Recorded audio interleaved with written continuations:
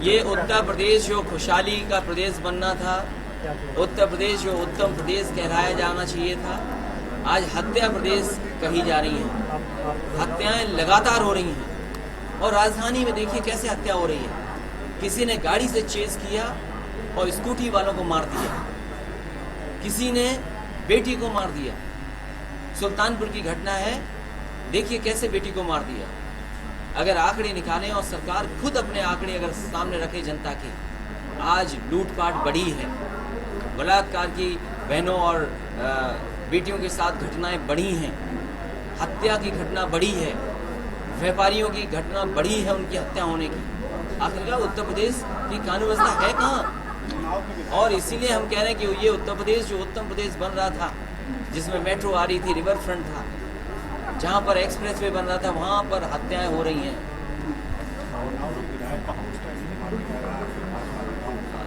BJP कुछ भी कर सकती है, ये कुछ नया नहीं है। बीजेपी कुछ भी कर सकती है।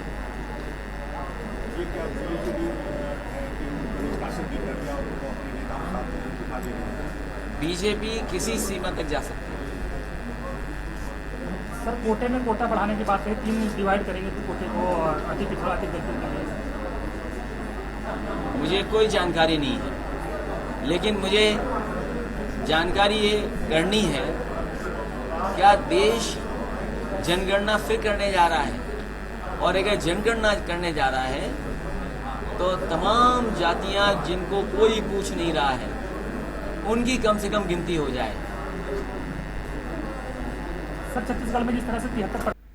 नमस्कार, बीपीएल न्यूज़ में आप सभी दोस्तों का एक बार फिर से बहुत बहुत स्वागत है। दोस्तों, आज हो गया 19 अगस्त। जो बड़ी खबरें निकल के आ रही फटाफट एक एक करके जानेंगे, लेकिन उससे पहले एक छोटा सा निवेदन, अगर आपने बीपीएल न्यूज़ को अभी तक सब्सक्राइब नहीं किया तो प्लीज सब्सक्राइब की लाल बटन दबाकर चैनल को सब्सक्राइब कर ले। पहली और अहम जो बड़ी खबर निकल के आ रही, समाजवादी पार्टी के राष्ट्रीय अध्यक्ष अखिलेश यादव ने योगी सरकार की कानून व्यवस्था को लेकर जबरदस्त हमला बोला है। दरअसल हम आपको बता दें कि यूपी में एक पत्रकार और 2 सगे भाइयों की गोली मारकर हत्या कर दी गई है और कानून व्यवस्था को पूरी तरीके से चैलेंज किया गया है। उसी को लेकर सपा अध्यक्ष अखिलेश यादव ने जबरदस्त योगी सरकार पर निशाना साधा है। जी हाँ, दरअसल हम आपको बता दें कि सपा अध्यक्ष अखिलेश यादव ने रविवार को कहा है कि यूपी पहले उत्तम प्रदेश था, लेकिन अब हत्या प्रदेश बन गया है। प्रदेश में महिलाओं के खिलाफ अपराध बढ़ते जा रहे हैं, दिन दहाड़े हत्याएं हो रही हैं। अखिलेश यादव ने कानून व्यवस्था पर सवाल उठाते हुए कहा है कि यूपी में लूटपाट और हत्याएं के मामले बढ़ रहे हैं। आखिर कानून व्यवस्था कहाँ है? यूपी जो उत्तम प्रदेश कहलाया जाना चाहिए था, आज हत्या प्रदेश कहलाया जा रहा है। सपा अध्यक्ष ने कहा कि सरकार आखिर किस नीति पर काम कर रही है? बेरोजगारी लगातार बढ़ती जा रही है। अखिलेश यादव ने कहा कि पिछले दिनों उत्तर प्रदेश में इन्वेस्टर समिट का आयोजन किया गया है। अब सरकार बताए कि इस समिट में कितने बेरोजगारों को रोजगार मिला है। सरकार को जवाब देना चाहिए कि लोगों की नौकरियां क्यों जा रही हैं, ऑटोमोबाइल सेक्टर का बुरा हाल क्यों है। वही कांग्रेस महासचिव प्रियंका गांधी ने भी पत्रकार की हत्या के मामले में ट्वीट करके कहा है, अब आप इस व्यवस्था को क्या कहेंगे जहां हर दिन गोली चलाकर सरेआम हत्याएं कर दी जा रही हैं। अपराधों को रोकने की जिम्मेदारी वाले लोग लीपा पोती में जुटे हुए हैं, लेकिन अब यूपी तो अपराध युक्त की तरफ चल चुका है। तो इस तरीके से लगातार सभी राजनीतिक पार्टियां निशाना साध रही हैं। हम आपको बता दें कि सहारनपुर में रविवार को डबल मर्डर से हड़कंप मच गया। यहाँ आपसी विवाद में समाचार पत्र से जुड़े एक पत्रकार और उसके भाई को गोली मारकर हत्या कर दी गई। घटना की जानकारी मिलते ही मौके पर पहुंची पुलिस ने शव को कब्जे में लेकर पोस्टमार्टम के लिए भेज दिया। वारदात के बाद मृतक के घर में मातम पसरा है। वहीं इलाके में तनाव को देखते हुए भारी पुलिस बल तैनात कर दिया गया है। बताया जा रहा है कि गोबर डालने को लेकर पड़ोस में रहने वाले राणा डेयरी के लोगों से कहासुनी हुई थी। इसी बात को लेकर दोनों पक्षों में एक बार फिर विवाद हुआ, जिसमें पत्रकार आशीष और उसके भाई की घर में घुसकर गोली मार दी गई। गोली लगने से घायल आशीष और उसके भाई को इलाज के लिए जिला अस्पताल लाया गया, जहां इलाज के दौरान दम तोड़ दिया। पुलिस ने हत्या आरोपी परिवार की 2 महिलाओं को हिरासत में ले लिया है। हत्या के आरोपित फरार हैं। वहीं गुस्साए भीड़ ने उनके घर को निशाना बनाने का प्रयास में है। हालात को काबू में रखने के लिए मौके पर 3 थानों की फोर्स को तैनात कर दिया गया है। आशीष वास्तोस पर हमला करने के आरोपी महिपाल सैनी का बेटा गौरव सैनी मूल रूप से शामली के कस्बा झिझाना के रहने वाले हैं। घटना के बाद उनका परिवार घर छोड़कर फरार हो गया है। आपको बता दें कि मृतक आशीष जनवाड़ी हिंदुस्तान समाचार पत्र में अपने सेवा दे चुके हैं और अभी हाल ही में दैनिक जागरण में कार्यरत थे। बताया जा रहा है कि मृतक के परिवार वाले सभी लोग आशीष पर ही निर्भर थे। आशीष की पत्नी 6 महीने की गर्भवती है, जबकि वो 6 वर्ष पहले ही उसके पिता की कैंसर से मौत हो चुकी है। इनके परिवार में उनकी बूढ़ी दादी माँ, गर्भवती पत्नी बची हैं। तनाव को देखते हुए मौके पर भारी पुलिस बल तैनात कर दिया गया है। लेकिन जिस तरीके से दिन दहाड़े हत्या की गई है, इससे एक बात तो तय है कि यूपी में अब अपराधियों को कानून व्यवस्था का किसी भी तरीके का कोई खौफ नहीं है।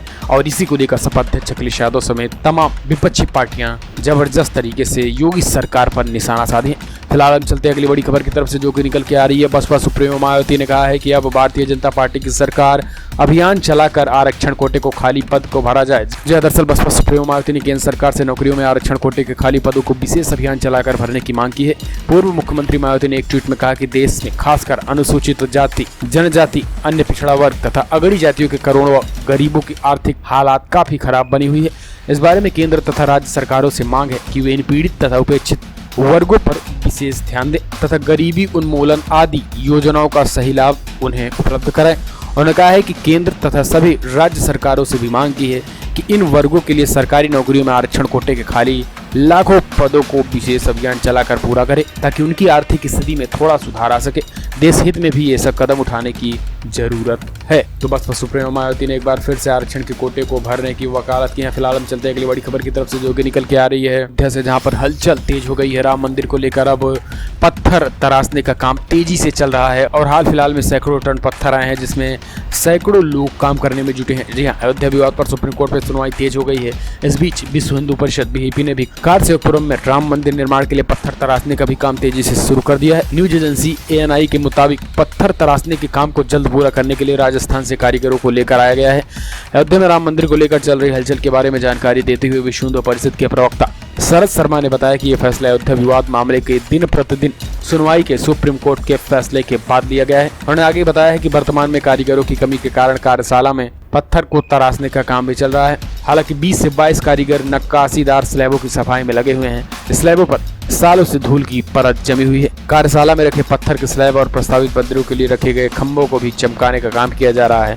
शरद शर्मा के मुताबिक शेष पत्थरों को तराशने का भी काम जल्द किया जाएगा। हम आपको बता दें कि अयोध्या विवाद को लेकर सुप्रीम कोर्ट में सुनवाई तेज हो गई है। इस बीच हफ्ते में 5 दिन सुनवाई हो रही है और इसी को लेकर विश्व हिंदू परिषद हो, RSS हो या फिर BHP, BJP सभी पार्टियां लगातार राम मंदिर मुद्दे को भुनाने के लिए एक बार फिर से जुट गई हैं, क्योंकि आने वाला उपचुनाव भी है। इसी के साथ हम आपको बता दें कि अब राजस्थान से पत्थर और कारीगर को बुलाया जा रहा है। ऐसे में कहीं न कहीं राम मंदिर का जो मुद्दा है और राम मंदिर का जो प्रयास है एक बार फिर से अब तेज होता दिखाई दे रहा है। लेकिन हम चलते हैं अगली बड़ी खबर की तरफ से, जो निकल के आ रही है। यूपी कैबिनेट में जल्द हो सकता है बड़ा फेरबदल। CM योगी आदित्यनाथ राज्यपाल से की मुलाकात। जी हम आपको बता दें कि कैबिनेट में जल्द ही फेरबदल हो सकता है और योगी मंत्रिमंडल में नए चेहरों को जगह मिल सकती है। जी हम आपको बता दें कि मुख्यमंत्री योगी आदित्यनाथ राज्यपाल आनंदीबेन पटेल से मुलाकात की। दोनों के बीच करीब आधे घंटे तक बातचीत चली। इस मुलाकात के बाद योगी मंत्रिमंडल के विस्तार की अटकलें तेज हो गई है। बताया जा रहा है कि यह मुलाकात बेहद अहम थी, जिसको पूरी तरीके से गोपनीय रखा गया है। इस दौरान CM योगी और राज्यपाल आनंदीबेन पटेल के बीच राज्य में होने वाले कैबिनेट फेरबदल और नए मंत्रियों को शामिल करने के लिए चर्चा हुई है। इस मुलाकात के बाद 20 अगस्त तक यूपी मंत्रिमंडल में फेरबदल हो सकते हैं। जी हाँ, कयास लगाए जा रहे हैं जल्द ही योगी मंत्रिमंडल में कुछ नए चेहरे शामिल हो सकते हैं। इससे पहले शुक्रवार को योगी आदित्यनाथ BJP के प्रदेश अध्यक्ष स्वतंत्र देव सिंह ने केंद्रीय गृह मंत्री और BJP के राष्ट्रीय अध्यक्ष अमित शाह और कार्यकारिणी अध्यक्ष JP नड्डा से मुलाकात की थी। इस बैठक में BJP के संगठन महामंत्री BL संतोष भी शामिल थे। इस दौरान चारों नेताओं के बीच यूपी में मंत्रिमंडल में फेरबदल को लेकर लंबी चर्चा हुई है। BJP अध्यक्ष अमित शाह से मुलाकात के बाद खबर आई है कि इन चारों नेताओं ने मंत्रिमंडल से संभावित फेरबदल को आखिरी रूप दिया है। आपको बता दें कि लोकसभा चुनाव में सीट से रीता बहुगुणा जोशी, कानपुर से सत्यदेव पचौरी, आगरा से SP सिंह बघेल ने सांसदी जीत लिया है। ऐसे में कई मंत्री पद जो खाली हैं उनको कोटा भरने की कयाद शुरू हो गई है। फिलहाल चलते हैं बड़ी खबर की तरफ से, जो कि निकल के आ रही है। बसपा सुप्रीमो मायावती एम्स पहुंचकर पूर्व वित्त मंत्री अरुण जेटली का हाल जाना है। जी हम आपको बता दें कि बहुजन समाज पार्टी बसपा सुप्रीमो मायावती ने शनिवार को एम्स पहुंचकर पूर्व केंद्रीय मंत्री अरुण जेटली का हाल जाना। सूत्रों के अनुसार 66 वर्ष के जेटली की हालत गंभीर बनी हुई है और डॉक्टरों की एक टीम की निगरानी में उनका इलाज चल रहा है। वो अस्पताल के गहन चिकित्सक कक्ष यानी ICU में भर्ती हैं। एम्स ने 10 अगस्त से जेटली का स्वास्थ्य बुलेटिन जारी नहीं किया है। जेटली को सांस लेने में परेशानी और बेचैनी की शिकायत के बाद 9 अगस्त को अस्पताल में भर्ती कराया गया था।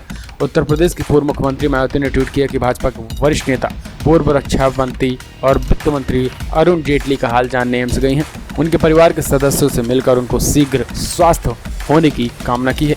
यूपी की पूर्व मुख्यमंत्री मायावती के अलावा पूर्व केंद्रीय मंत्री, कांग्रेस पार्टी के नेता अभिषेक मनु सिंघवी, बसपा नेता सतीश चंद्र मिश्रा, अरुण जेटली का हाल जानने के लिए एम्स पहुंचे। ऐसे में हालत अब नाजुक बनी हुई है। फिलहाल हम चलते हैं अगली बड़ी खबर की तरफ से, जो कि निकल के आ रही है पश्चिम बंगाल से, जहां पर ममता बनर्जी ने एक बार फिर से नेताजी सुभाष चंद्र बोस के रहस्यमय रूप से गायब होने की घटना को लेकर अब जांच के आदेश दिए हैं और उन्होंने कहा कि अब इसकी जांच होनी चाहिए ताकि देश को पता चल सके। जी हाँ, दरअसल जिस तरीके से नेता सुभाष चंद्र बोस रहस्यमय रूप से गायब हुए थे, उसको लेकर पश्चिम बंगाल की मुख्यमंत्री ममता बनर्जी ने बड़ा बयान दिया। आज़ाद हिंद फौज के संस्थापक को रविवार को याद करते हुए ममता ने कहा कि नेताजी के साथ क्या हुआ था। आखिर 1945 में जिस दिन नेताजी ताइवान के ताहियोकू हवाई अड्डे की एक उड़ान में रवाना हुए और हमेशा के लिए कैसे गायब हो गए, हम अब भी नहीं जानते हैं कि उनके साथ आखिर घटित क्या हुआ था। धरती के महान सपूत के बारे में जानने के लिए लोगों का अधिकार है और लगातार इसकी जांच होनी चाहिए। तो पश्चिम बंगाल के मुख्यमंत्री ममता बनर्जी ने अब इसको लेकर जांच के आदेश दिए। फिलहाल आज की बड़ी खबर में दोस्तों इतना ही। वीडियो पसंद आया तो लाइक करें, शेयर करें, कमेंट के माध्यम से अपनी राय देना ना भूलें कि आज जिस तरीके से यूपी की कानून व्यवस्था, क्या अपराधियों के हौसले इतने बुलंद हैं कि किसी के घर में चढ़कर गोली मार दे। क्या आपको लगता है कि यूपी की कानून व्यवस्था खराब है? अगर आप सहमत हैं, इस वीडियो को दिल से लाइक करें, कमेंट के माध्यम से अपनी राय देना ना भूलें। चैनल को भी सब्सक्राइब करें।